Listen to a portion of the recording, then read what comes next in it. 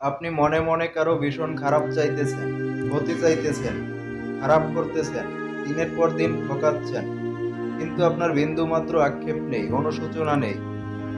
কারো আড়ালে সর্বনাশ করেও আপনার এক ফোঁটা কষ্ট হচ্ছে না, নিজের প্রতি ঘৃণা জন্মাচ্ছে না।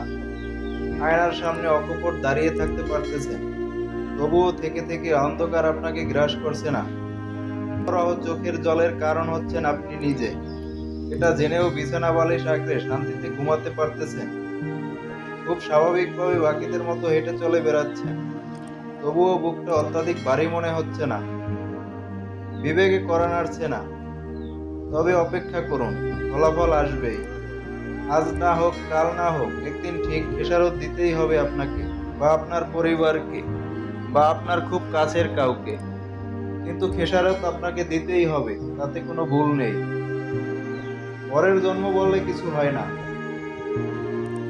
আপনার পাপ পুণ্যের হিসাব আলাদা আলাদা করে কিছু নেই। আপনি যতটুকু দিবেন ঠিক ততটুকুই ফেরত পাবেন, এ জন্মেই পাবেন।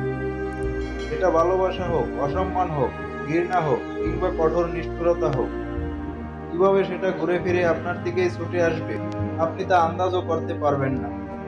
এর থেকে কারো ছাড় নেই বা পালাবার উপায় নেই।